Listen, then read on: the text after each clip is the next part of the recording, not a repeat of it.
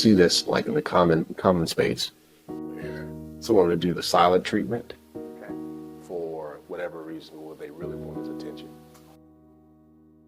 That's it. That's me. I just called myself the other day with that.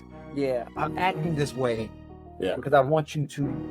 Say, what's wrong? Yeah. Welcome to Master Man Readeth. This is Trey D. Hey, go man. We have another great book for you. This is The Mountain Is You by Brianna Weist. So good. Is it Wiest or Wiest? Weist? I think it's Wiest. Brianna, hit us up. Let me know. I think that's right. Weist? I think it's Wiest only because I listened to it on the Oh, that's what they say. Brianna. Yeah. But Weist. Then call it Weist. All right, it's all good. Transforming self-sabotage into self-mastery. this book is so in depth. I think so too. It's tiny. It's a tiny one, but it's a good one. she is hitting on everything. Yeah. And so basically, it's a book about transforming self-sabotage into self-mastery. So in the context of this book, what is self-sabotage? For me, Yeah. well, I told so this is crazy because Okay. one, hold on, let's get some context. Okay, context. Why we picked this book? One, we were looking at all the lists of things that we've done so far, the books that we've read. This is the first time, I think this is the first book that we've read together. And we were just kind of thinking about like, what are the things that are getting in our way? What are some of the times? What are the challenges that we create on our own? What are the places where we could be misaligned and all that stuff? Mm-hmm. Now, in my work, is on trying to figure out like how do we get through that, but also being introspective and reflective, like one of the ways I'm trying to get it. And I found this book, The Mountain Is You, and I was like, that's interesting. Now you think about it, one, sometimes you have to move the mountain. Everyone's heard that before.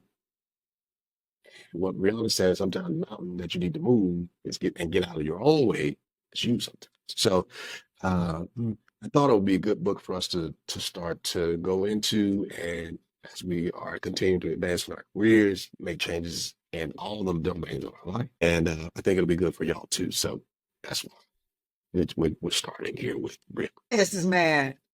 Self-sabotage. Now, I did that. I'm trying to tell you why we're doing this though.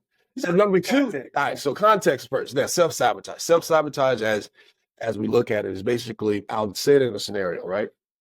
We say that we want to do something, but we do certain things that create distractions in it, unintentionally or intentionally, that takes us off that particular course. So we say we want something, or we say we want to be in a great relationship, but we're doing everything else to actually bring in bad things out of the relationship. From the last relationship, bring it into here, and you're doing everything to destroy it. Because you're like, everybody's the same, and everybody's, da-da-da-da. Yeah. So you do things that you say that you want, or you have these desires that you want, but you do everything to actually basically destroy the desire, and actually you're advancing toward it. So, okay. So I'm gonna jump on that. Yeah. I'm gonna go back real quick when you said something. Yeah. Is you in one of the great texts, forget where it's and said, people, succeed. you Yes. man, you can move yourself if you just believe it is what you said. Second thing is, for me, it's defined in the book the way she defined it. She said self-sabotage is when you have two conflicting desires. One is conscious, one is unconscious. Or subconscious, or unconscious. Either. It's not conscious. And so, for me, when I think of self-sabotage, think of as funny as you bring relationships. Mhm. I think about it in relationship to when I was in sixth grade, my teacher, Miss Brooks, greatest teacher on the planet. She got anything on Miss Brooks, but we can talk. Yeah, I don't know. My Scrubs folks out. I don't Miss Brooks now. Miss Brooks. All right, let's go. What we talking about? All right. So we had by the end of the class, by the end of the week, she would have like X's by the name or check marks. I can't remember what. And so the goal was to have as few check marks as you could possibly have. So my team was winning. And I said something. And so she chested. Now, if he was still in the league, we get like, she would buy shoes and starter jackets. Like that's how cool Miss Scruggs was. And so I was like, man, get that, man. And she checked it again. Like, no, you can't do this. Checked it again. And I made sure that we lost. I did not lose though. But for some reason, I sabotaged the whole movie. I remember Jamelia Outlaw. What's up, Jamelia? She was in my group. She got to be for tough enough. You know, I remember her just sitting there because she knew she couldn't stop me. I was just she was like, no. I brought the whole group down. Insane that I don't save me. I was purposely just hindering the group. But I do know in that moment I was super serious that she had gave me that first check mark because I didn't deserve it. What was the what were the in that context? What were the two conflicts? Well, one, this is what's crazy. I wanted to win. Okay, that's one. Yeah. And second, I want to be that control. that's way better. Right, That's way better. Shit. I'm just gonna stay with. right. Hey, cool, man. I'm just, you know what I'm saying. In our range. I'm trying to tell you, you know what I'm saying. But so maybe that is what happened. Because off the top of my head, I just remember the decisions. I knew at the same time I was messing us up, but something in me with my sponsor wouldn't allow me to just stop. We could have still won. But team goals are gonna have like let's say the merits or whatever. Yep. We didn't have none up until Friday, dude. So we gonna get the live in literally 30 minutes. And I just That's good. so but she feels she Mhm. gives different reasons on why we self-sabotage. Yeah. One is the what she was talking about well, what does it look like? She was talking about it looks like resistance when it comes up. Looks like justification, limited emotional processing skills, Yep. disorganization, attachment to what you don't really want, Yep. judging others. Yep. So that's when this fear of failing. For me, it was There it is. I was mad. I was mad because how dare you give me a check mark? Yeah, man, but it came to my life. Matter of fact, you see me magic. We magic. Merry Christmas. I did that. We bought each other match now. I'm just kidding. Listen, Maybe one day. we didn't do that. I bet I wish you would give me something. Listen, hey, you get your brother. But anyway, all right. Any quotes from that part, man? I wrote something in here that before we jump into another couple questions, you begin to realize that if you're keeping something in your life, there has to be a reason that you want it there. The only question is why. And I highlighted that part because there was something in here that was reminding us that there's certain things that don't need to that you don't need to hold on to. There's also things, I mean, when I talk about that, we're talking about habits, beliefs, identities, values, patterns, relationships, you know, that suit that you can't wear anymore, those shoes that you don't, you know, out of style, right? Like, there's just certain things, that job that you probably don't need to be at, right? There's certain things that you just don't need to carry with you, but it does reactions to certain things. There's certain things that just no longer serve you, but you got to figure out why you still want them. That goes into the fresh. Let's talk about the most common psychological roots of self-sabotage as presented by Wiest. Yeah. And how do they resonate with general language theory?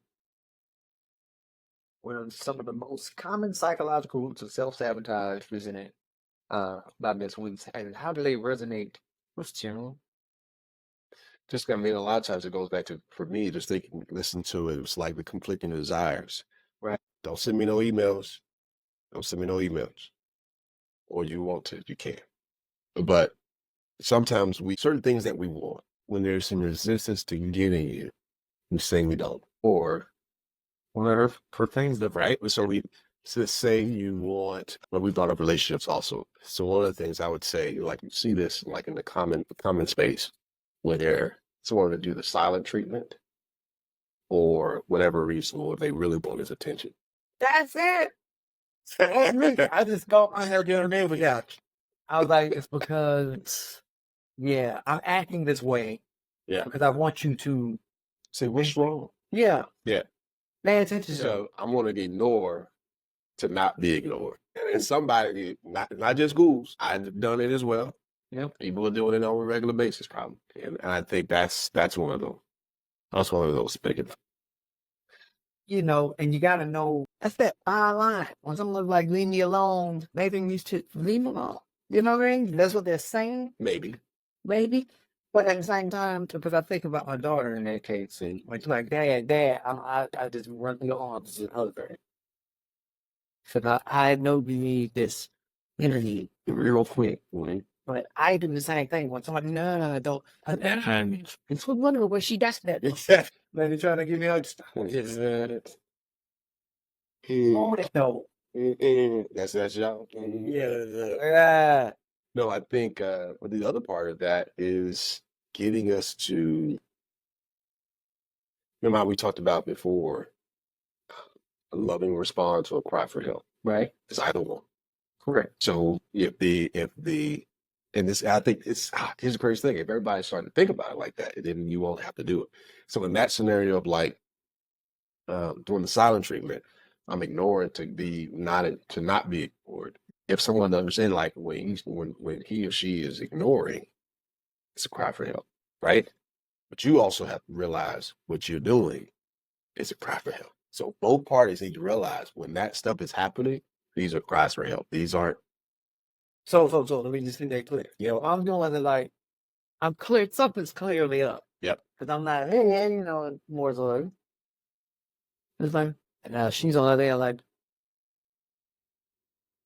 and then it's a quick thing, or maybe I don't even respond. It's just like, clearly something's up. Mm-hmm. So you say, it's my responsibility to realize, like, okay, I'm doing this thing, and it's her or the other person's responsibility to also acknowledge that something is going on. Mm-hmm. Now, but how do you then engage? Well, is that now?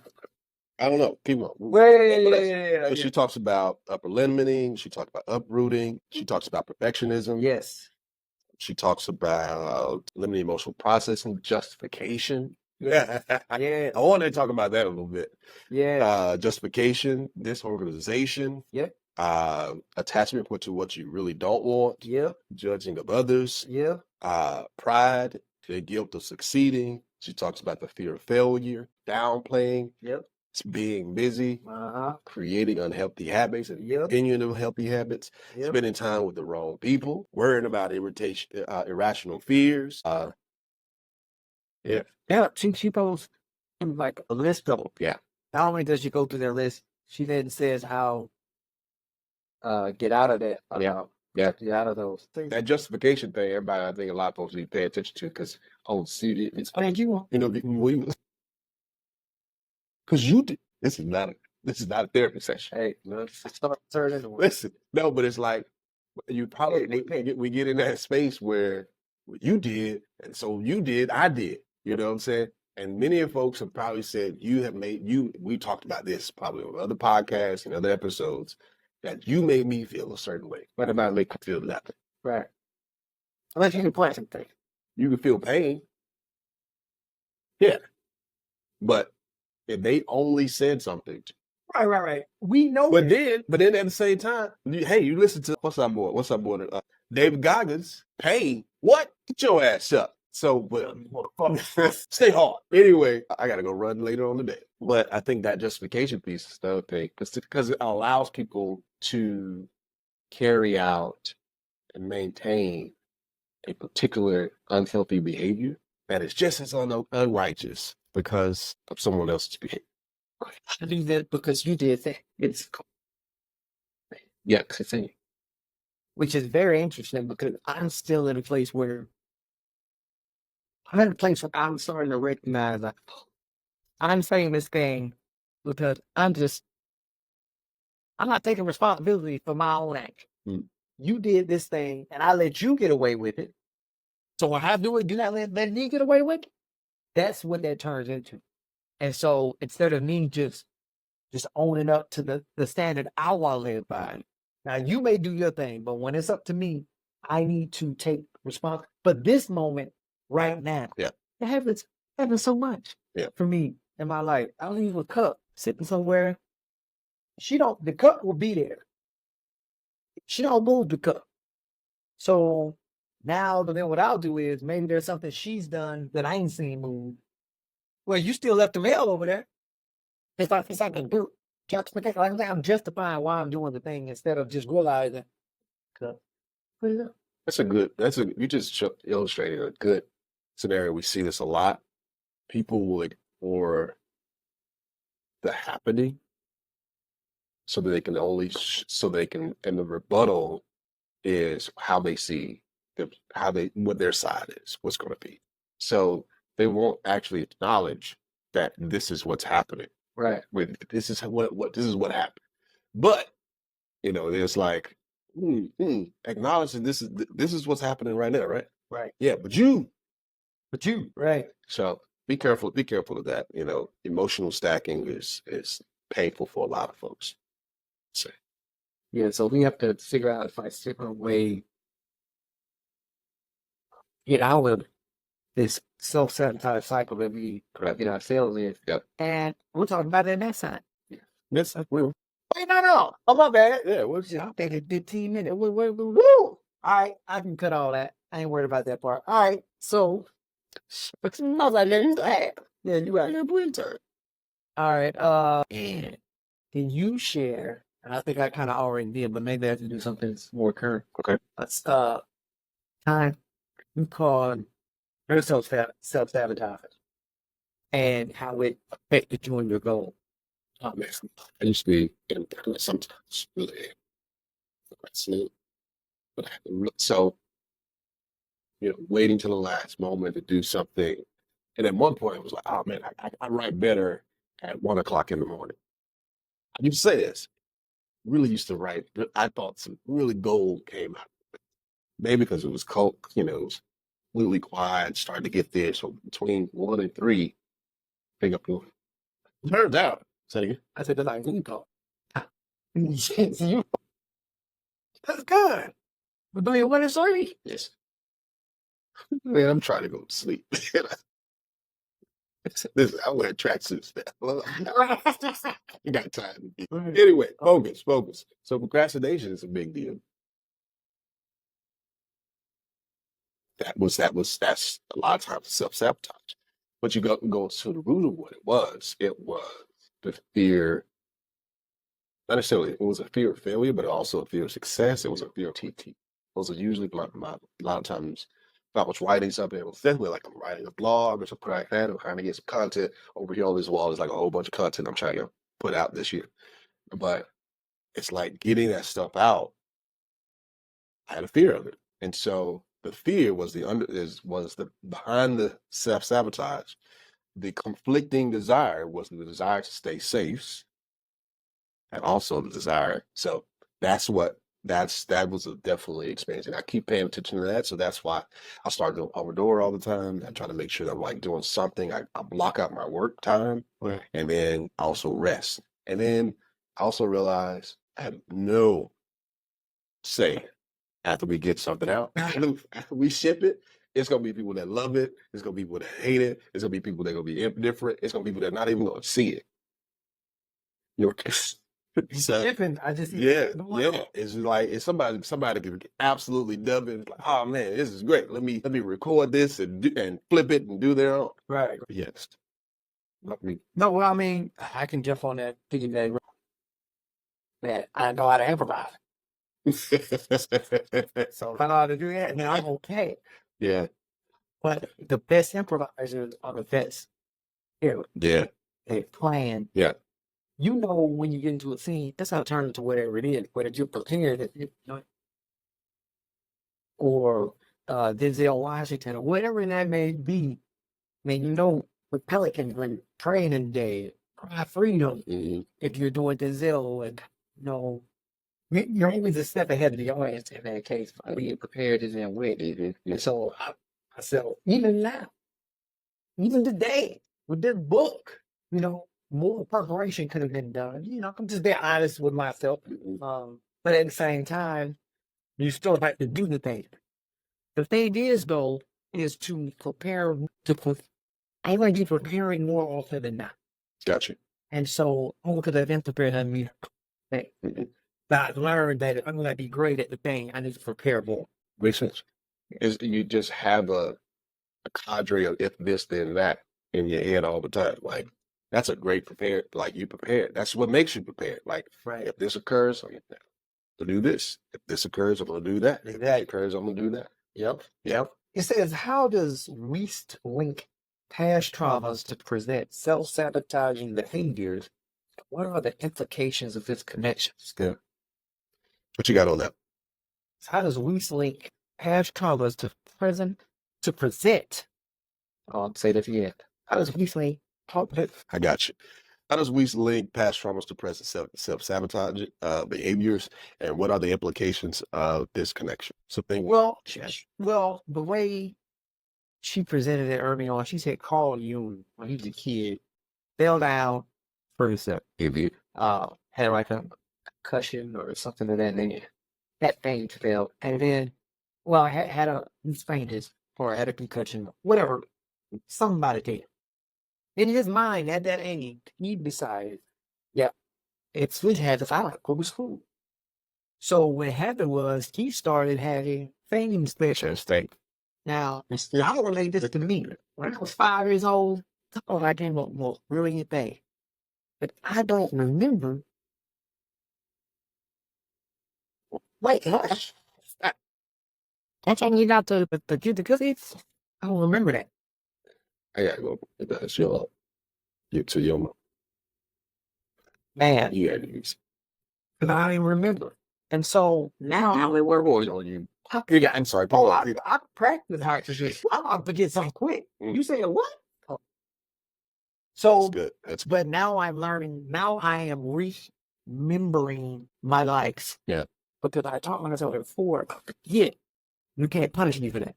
Even a fool. Oh, I had it. Remember that thing. And I was really good at memorizing certain things, and then now I don't know. And then I'm immediately. But I told myself that. Mm. And I recognize that, but a lot of people don't recognize these things that they learned at a young age and apply that. Yeah. Like a friend of mine, I might have say this story in another one. A friend of mine, we went to Taco Bell. That's their name, Showboat and Khalid. Showboat, RIP. We drive up to Taco Bell. We got hooked up there. Erica, what's up, Erica? You out there? Hope you watching. Erica worked at Taco Bell. She was the connect. We drive that my mama van. Okay? We and my mama band Showboat in the passenger seat. Showboat had to hook up with Eric, right? So that's his hook up, and he got the money. I had no money. Cause ain't got no money. So we get the Nacho Supreme, some tacos, and a burrito. We come back. We like Nacho Supreme mine. We like, well, first of all, you ain't got no say, but you ain't provide the transportation. You ain't got the money. You in the third seat. Yeah. He went in trying to get this Nacho Supreme. So guess what we did? We opened the taco on Nacho Supreme. Playing just me did nothing. I think he ended up saying, hey, you ain't get the Nacho Supreme. But in his mind, he was right on our line. I don't know why he thought this. Please, can you check us up? But I never forget because we were in high school where I remember feeling bad about it. And I was like, wait. Should we see? What would you say? Well, all I'm saying is he almost sabotaged himself out of having anything. Given the hierarchy in this particular window. What was the self-sabotaging behavior? I think it was pride. Thinking, look who I am, and y'all won't give me this school. First of all, you hopped in around with us. You middle seat in the back. And you and we are banging, we don't hit You ain't even a shotgun man. You are lost. You just, and that's okay. You still want to get some food. Yeah. And then you just got to know the pecking order in this sense. That's it. You got the scrub seat in the van. So shout out. That was about that time, right? That was about that time. Yeah, it was around that time. It was around that time. But shout out to KJ. Yeah. That was a good high school. But this is happening in life right now. Mhm. It's certain feelings that you may not even recognize anymore. Here's self-sabotaging yourself. Now, I talked to my dad, and I think he used to videotape us back in the day, but now the technology is more, it's like, I can't do that. I was like, you ain't even moving. Because once you psych yourself out, you're out. Yeah. That's like so like I think the upper limiting piece is always key. It keeps coming back around. Uprooting. Uprooting means you always just begin a new chapter without finishing. So you start thinking you see that a lot. People are like, just there's a lot of unfinished projects. You go into some other spaces. The perfectionism is a big deal for a lot of folks too. It's got to be perfect. Use perfection and the perfect and excellence are the same. We talk about my philosophy on that. We look at definitions, but that happens too.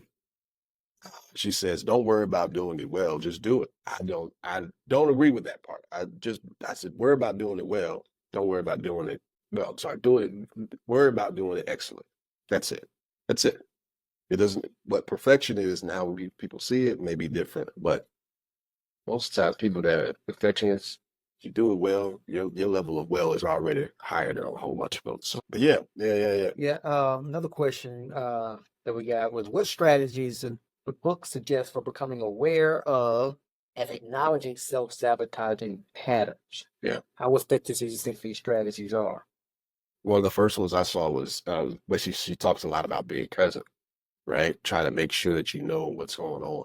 And also being very clear. So that's one. Number two, being very clear on what it is that you desire and what your patterns are saying that you desire. If you can catch your pattern, If you can catch your pattern, like if you're a drinker, drink and you stop drinking, and then you kind of start drinking and you stop drinking, you start drinking and you stop. But what is this? Nobody's want. what's happening? Why am I drinking right now? Right. Mhm. Is it the coping mechanism? Mhm. Because she goes into coping mechanism, Mhm. and also saying that because you get rid of the coping mechanism does not mean you got rid of the underlying issue. Yeah. And sometimes you shift the coping mechanism. It may look like something else. It's a silence out of smoke. Hold down, drink whiskey, bitch. The high and overtly sexual. Yeah. And I went from weed to clothes to or went from cigarettes to clothes to weed. Wow. I try not to smoke cigarettes. Okay. Because you don't like to put your clothes. That's right. So now you wear a bib. It's a whole thing. I've seen it all, like in that sense. But yeah, I only smoke outside. I see. Yeah. Used to be that. I was a cigarette. Oh, that's right. That's right. Yeah. You throw it and you throw it. Long boy. Throw. Well, you put Yeah. get that thing off. Yeah.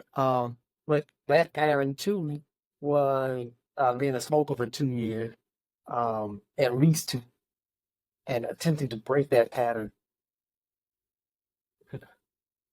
Yeah. I remember when you started with your Sadies, and build these habits up, man. Yeah. So you want to reverse that, or you want to direct that in a positive. Yeah. Cigarettes ain't working. Yeah. Because what is it really that you want? Yeah. What you want is gonna always gonna come out. That's the main thing. Yeah. It's gonna show itself. And you keep saying these things, and we just look like something that's true. Why? Because this, and this is saying that you want this. No, this is. Then what does it tell you? You start you just look at the pattern, and I think that's for a lot of us. That's that's powerful in the book. It's powerful in all the other areas of like applied psychology.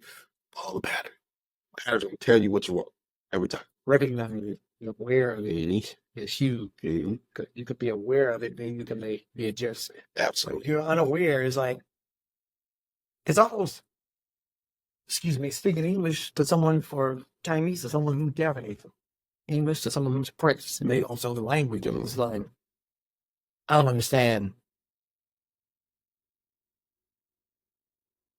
Staying in main, the one things that we like to do in languages, especially like sometimes English speakers or American English speakers, is get louder and slower.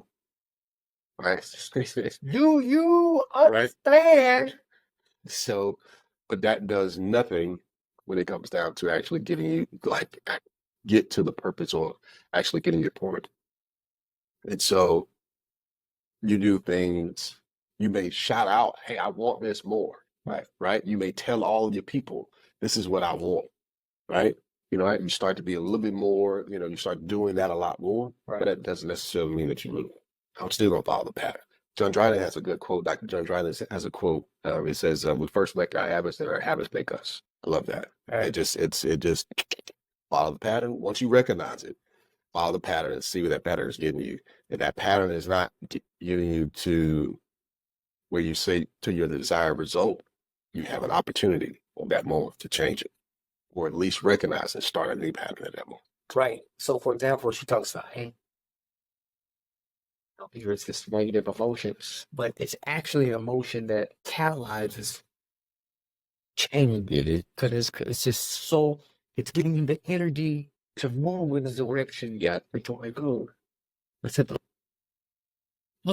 back there, the aggression.